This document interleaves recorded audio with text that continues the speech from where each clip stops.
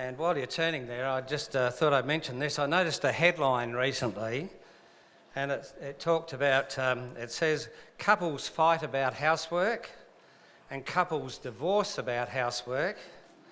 Surely it would just be easier if men just did more housework. And I thought about this to myself, and I thought, well, I'm covered. I put the bins out. I do the vacuuming and lots of cleaning around the house. I pay the bills, sometimes even a bit of maintenance around the house, and I even push the trolley around the supermarket. So I'm okay, I must be okay. I didn't read the rest of the article just in case there was something there that was going to highlight to me what I wasn't doing. It's an interesting, hold that thought, because that will become a little bit relevant later on. I've got a few thoughts around deception tonight, and the title of my talk is Don't Get Caught Out by a Lie. And most of us would know the story of Jesus. We're going to look at a few verses there and a few thoughts around that, and of Joseph. And Joseph, the story of Joseph, it's a wonderful story, but it goes for about 5 chapters, and we're not going to go through 5 chapters. So the bit of background is that Israel had 12 sons, and his favourite was Joseph, who had made a coat of many colours, which really caused his brothers to hate him over. And Joseph had a dream which he told his brothers, how they were binding sheaves in the field, and how his brothers had bowed down to him. This made his brothers hate him all the more. And then later Joseph has another dream, and this time his father and his mother and his brothers all bowed down to him again. That's what he'd seen. And that made his brothers even more resentful unto him. And we then read that Joseph's brethren went out to feed the sheep, and that Israel, Joseph's father, sent Joseph to follow after them. And we're just going to read a few verses here and there. So in 37 verse 18 to set that picture. And when they saw him, this is the brothers seeing Joseph, even before he came near unto them, they conspired against him to slay him. And they said one to another, Behold, this dreamer cometh. Come now therefore and let us slay him and cast him into some pit. And we will say some evil beast has devoured him, and we shall see what becometh of his dreams. And in verse 21, and Reuben, one of the brothers, heard it, and he delivered him out of their hands and said, Let us not kill him. And Reuben said unto them, Shed no blood, but cast him into this pit that is in the wilderness, and lay no hand upon him, that he might rid him out of their hands, to deliver him to his father again. So he was trying to rescue him so he could take him back to his father. And really, within that, he was going against what his brothers wanted to do. They wanted to be rid of him for good.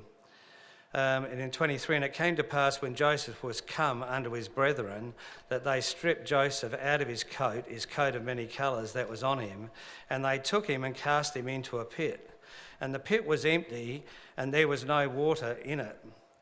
And they sat down to eat bread, and they lifted up their eyes and looked, and behold, a company of Ishmaelites came from Gilead with their camels, bearing the spicery and balm and myrrh, going to carry it down to Egypt. And Judah, another one of the brothers, said unto his brethren, What profit is it if we slay our brother and conceal his blood? Come and let us sell him to the Ishmaelites, and let not one hand be upon him, for he is our brother and our flesh. Now I'm glad that these weren't my brethren, the way that they were going to treat their brother. One of them, like Reuben, is really saying, well, no, he's still my brother. I'm not happy with him. I don't like what has taken place, but I don't want to kill him. He's still my flesh and blood. And then others have started to then say, well, perhaps we can make profit out of this person. Instead of just killing him and then we've got that on our hands, perhaps we'll just make profit out of him. And the word pit, if you look it up, it's like it could be a dry well, or it could have water in it, but it's like a hole in the ground. And I assume that this hole in the ground is one that would be very difficult to get out, that once you're being put down there, it would be very difficult to get out of that pit or out of that hole or out of that well. And as we read, that Judah seen it as an opportunity to make money. Now, we all have natural family, and some of them responded well to when we come to the Lord, and others didn't. So in some ways, this story right back in Genesis can still relate to perhaps our own circumstances. I had 3 sisters, and one of them eventually did get baptised and Spirit-filled, but not with us, but the others never really wanted to know anything about it. And so they all probably spoke to me in different ways. In verse 28 we read here, "And there passed by Midianites, merchantmen, and they drew and lifted up Joseph out of the pit, and sold Joseph to the Ishmaelites for 20 pieces of silver. And they brought Joseph into Egypt. And Reuben returned unto the pit later," this is a bit later, "and returned unto the pit, and behold, Joseph was not in the pit, and he rent his clothes." In other words, I think really he was then really concerned, because he was worried about his brother. He had a guilty conscience. And when he went back to rectify that, it was too late. And we can relate that sometimes we do things that are too late. Where are we here? We'll read on. And in verse 30, "And he returned unto his brethren and said, The child is not, and I want you to think about that terminology, is not. And I, whither shall I go? And they took Joseph's coat and killed a kid of the goats and dipped the coat in the blood. And they sent the coat of many colours, and they brought it to their father and said, This we have found, know we whether it be thy son's coat or not." So really they made this story up. And we know this story quite well. Most of us would know this well. But they couldn't find Joseph now, and what they did, because they were sort of trying to cover up what they'd done. So they got his coat and they dipped it in blood, and then they took it back to their father. And instead of them saying, he's dead or he's gone missing or whatever, they really passed the buck onto their father and let the father make a conclusion. And the father's conclusion, in verse 33, "And he knew it and said, It is my son's coat. An evil beast has devoured him. Joseph, without doubt, rent in pieces." And so rent in pieces, really, it seems like he's inferring there that a beast has come along and attacked him, and therefore assumed that he'd killed him. So we see here that Jacob has been deceived by his sons into believing that Joseph was dead. They have distorted the facts, and they created a lie to suit their own circumstance. They covered their actions for what they think will be to their own gain. It could be that they didn't want to get into trouble. It could be that they still thought they might have got some of the reward. It could have been a whole host of reasons that were in their head, but they covered it up. Instead of saying, "Oh, look, we weren't happy with our brother, and now we've lost him, so there was still hope that he was alive," they cut that hope off, which was a lie. It wasn't true. It was made up. But Reuben, he knew that the pit was empty, so he knew that Joseph hadn't been killed, or at that point, that's what he would have thought, that he hadn't been killed. And when he'd checked the pit, he'd regretted what had happened, what had done, and he would have been wondering in himself, is Joseph still alive or not? Once the lie started, they needed to keep it going so that they didn't get caught out. And it's a bit like we've heard today from Ben, but often once we start something that's not good, to protect ourselves, we keep it going. And that's what I really want to talk about out of this story today. We then read how Joseph was sold onto Potiphar, an officer of Pharaoh's and captain of the guard. The Lord was with Joseph and protected him, using him to interpret various dreams over time, which eventually led him to becoming second in charge to the Pharaoh. Under Joseph and his understanding of Pharaoh's dream, Egypt was able to gather food for not only 7 years of great plenty, which we're aware of, but an additional 7 years of famine. The famine was in all the lands, and all the countries came into Egypt to Joseph to buy corn. And we read how Jacob had sent his 10 sons to Egypt to buy corn, holding one back because his youngest Benjamin. He didn't want to lose them all if they didn't come back. Not knowing that Joseph was alive, and he was the one who was selling the corn. When his brothers came to Joseph, they didn't recognise him and bowed down before him, which was just like Joseph's dream to start with.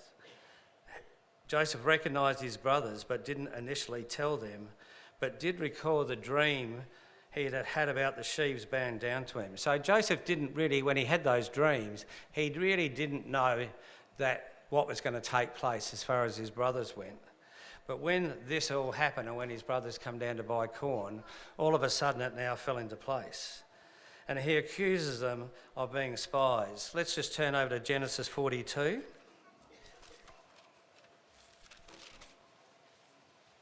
And in verse 13, and he said, Thy servants are 12 brethren, the sons of one man in the land of Canaan. And behold, the youngest is this day with our father. And again we have this term, and one is not.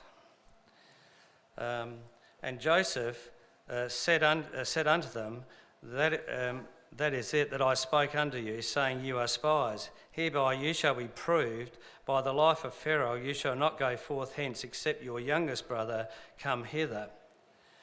And so he was really putting demands on him. He was testing them out. In verse 21,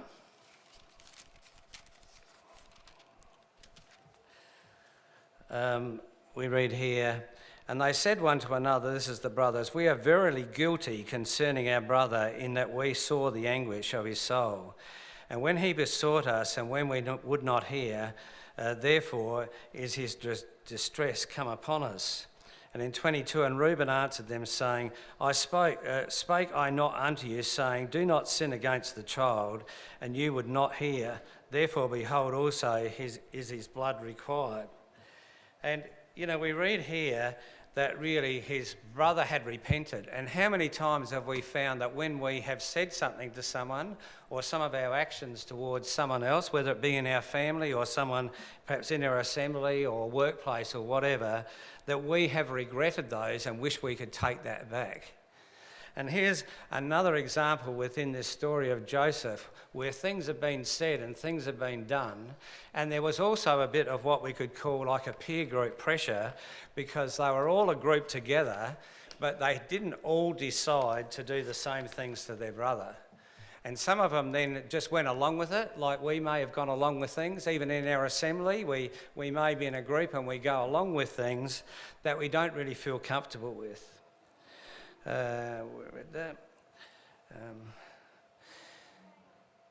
So Joseph then sends them on their way and tricks them, but eventually revealing himself to them, and eventually reignites with the father and brethren. So if we think about this story, the bits and pieces we've drawn out of it, the Lord through Joseph had saved his family. They didn't recognise that when he was talking about the sheaves. They didn't know that that was what's going to happen, but that's what happened. And they had tried to silence him.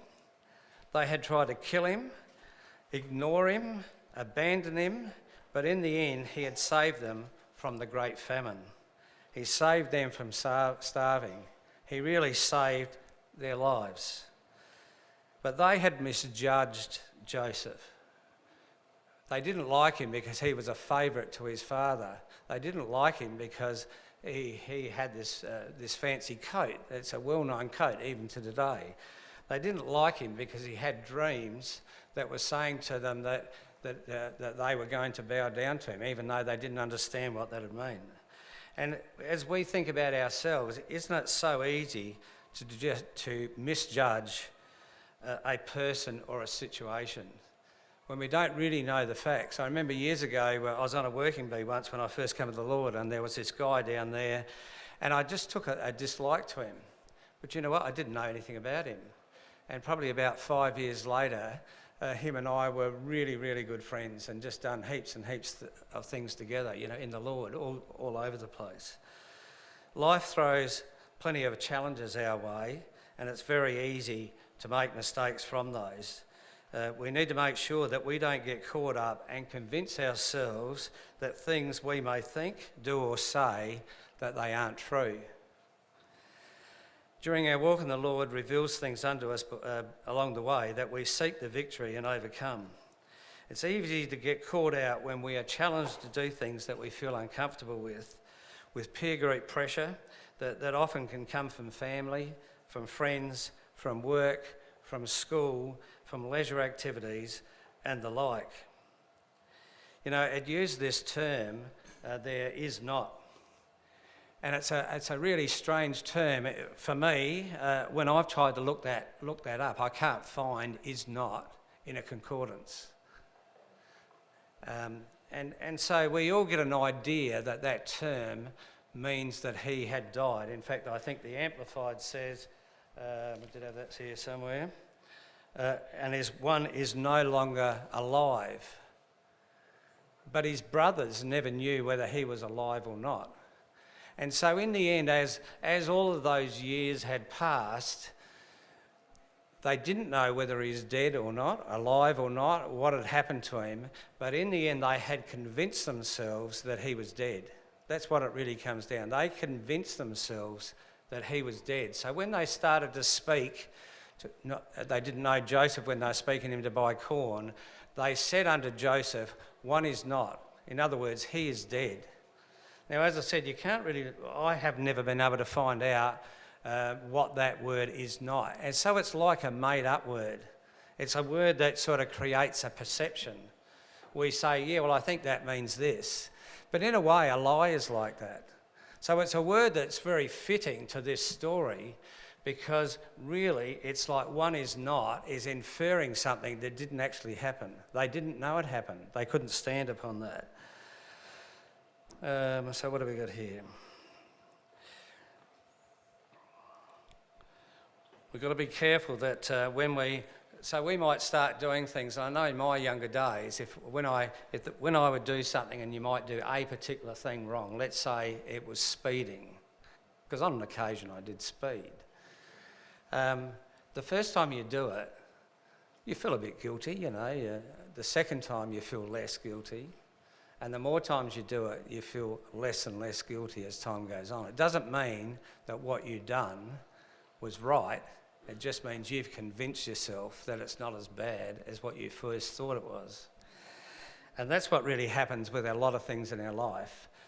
The talk and the notes and all those things I've got prepared tonight, they are directed to me just as much as they're directed to you. It's looking at my own life that I look back and I see these things and the directions that I hope that we can get across to a little bit tonight are what apply to me, are what makes me think about myself. So there's many things that come our way that if we allow ourselves to brew on those things, to ponder and keep getting angry, that it can easily get blown out of proportion. And things we may do that don't feel quite right, perhaps they're a TV program that we watch. And we all watch TV and most of it's rubbish, but we still watch it. It could be the music that we listen to, because we're not going to listen to choruses and hymns and things like that all the time.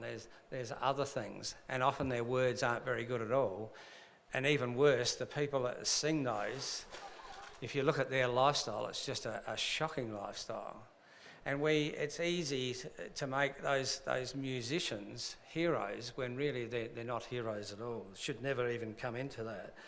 It could be a conversation we have with someone or conversations around. And Ben touched the thing of gossip today. But it could be that we have very strong opinionated views and we want to enforce that view so that we can be right. It could be a dislike that we have for someone, but we don't really know that person.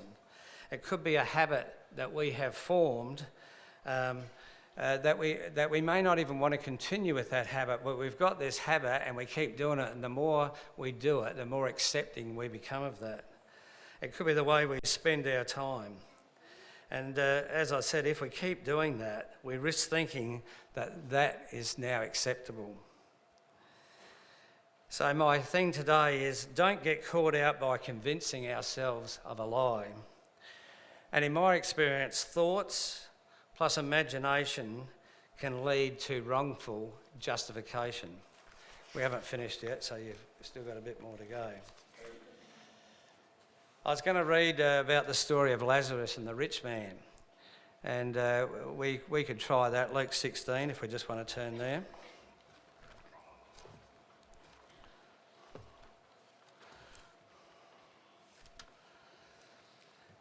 And in verse 19, and it says, "There was a certain rich man which was clothed in purple and fine linen and fared sumptuously every day." And so I suspect that he lived a good life and would have been highly regarded or feared because of that. And there was a certain beggar named Lazarus, which was laid at his gate full of sores. And so he would have lived day by day just to keep alive, but he would have been a very humble person. And desiring to be fed with the crumbs which fell from the rich man's table, moreover, the dogs came and licked his sores. And it came to pass that the beggar died and was carried by the angels into Abraham's bosom. The rich man also died and was buried. And in hell, we're talking about the rich man, he lifted up his eyes, being in torments, and seeth Abraham afar off, and Lazarus in his bosom. And he cried and said, Father Abraham, have mercy on me, and send Lazarus, that he may dip the tip of his finger in the water, and cool my tongue, for I am tormented. But Abraham said, Son, remember that thou in our lifetime received thy good things, and likewise Lazarus evil things, but now he is comforted and thou art tormented.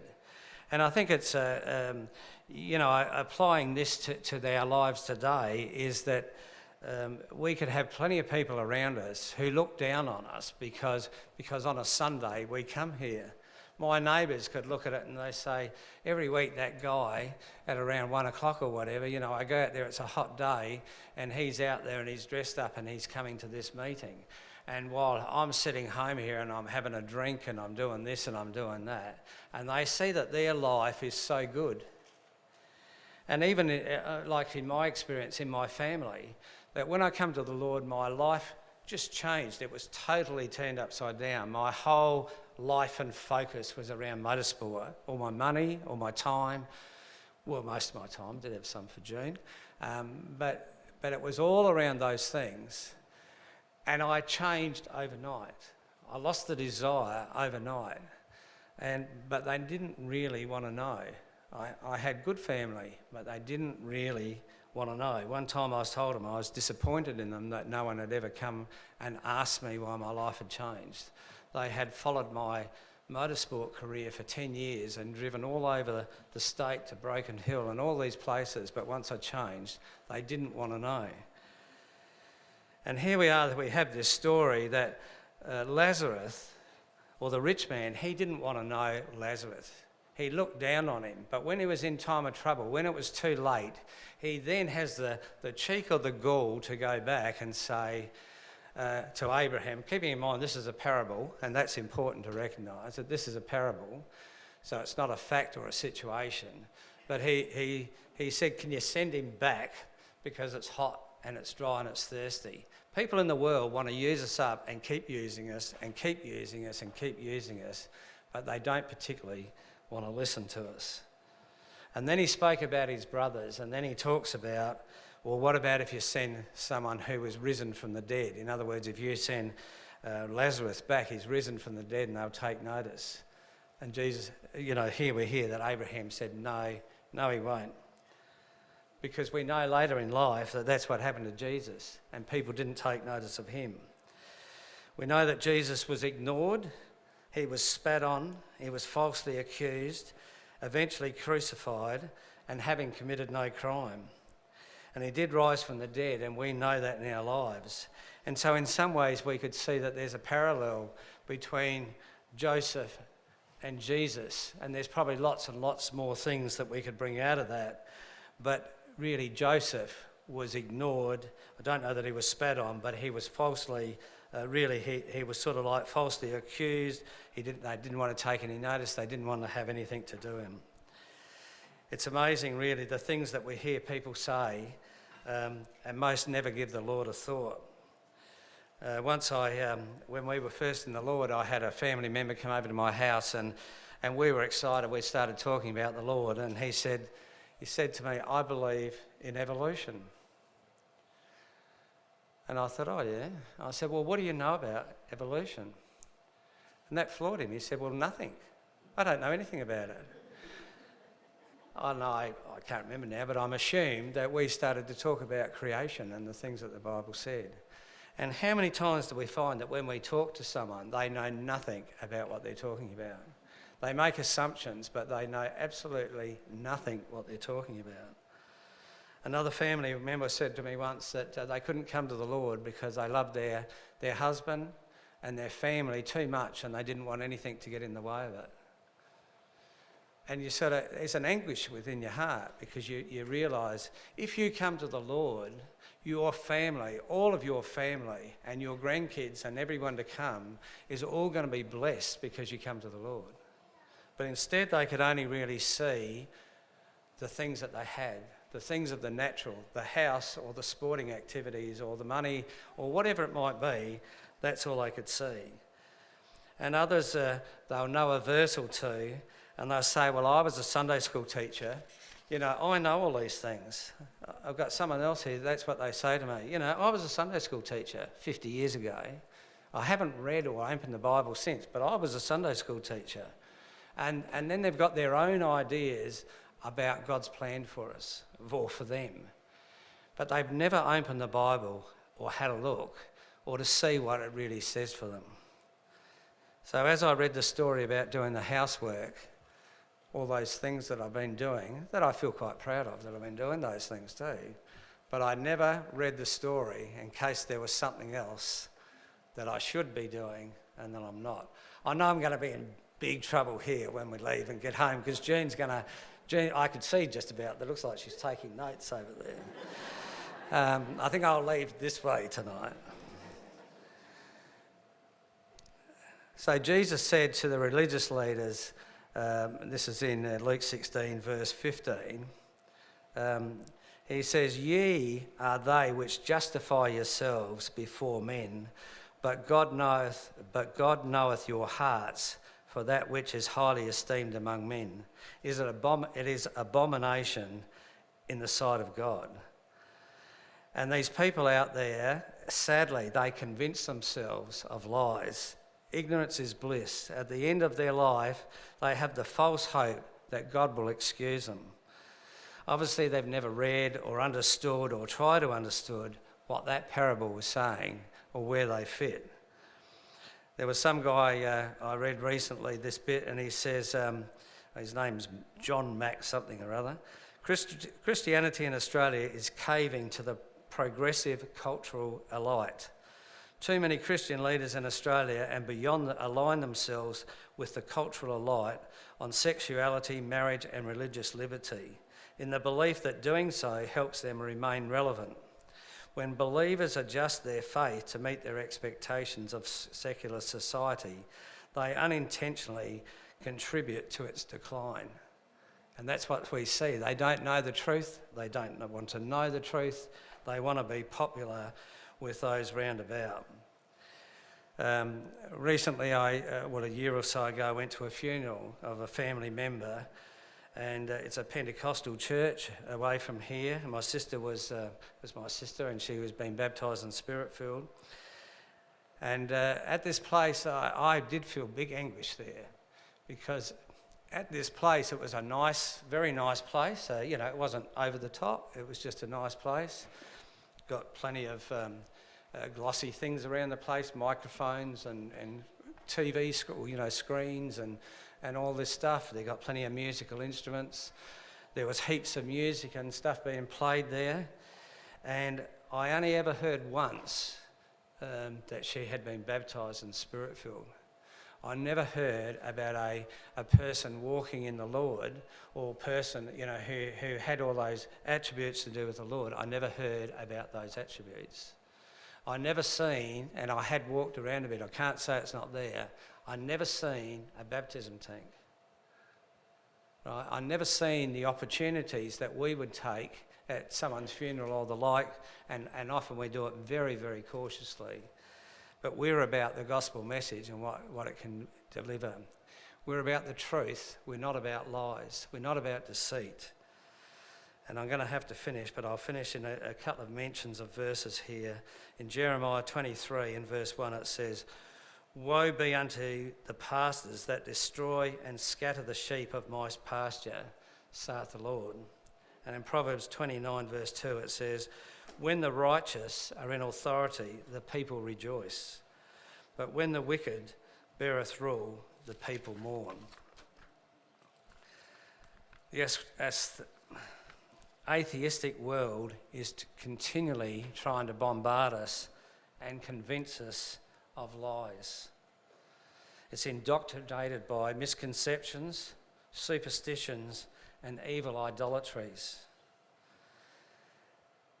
Many things can sound plausible, but they're wrong. And we can check that out, and we know. The Bible tells us to avoid foolish questions and genealogies when people throw these things at us, and contentions and strivings about the law, for they are unprofitable and vain. Receiving the Holy Spirit, being baptised, our walk in the Lord is full of life. To finish, I'd like to say, let us be strong together. Let us not be tricked. Let's keep our lamps topped up in the Spirit, and let's all stand firmly together on the hill with our light shining. Let us not deceive ourselves, and if we're in trouble, let's seek the Lord to keep ourselves going, to keep ourselves right in the sight of the Lord. All the people said. We're going to have a time of prayer now.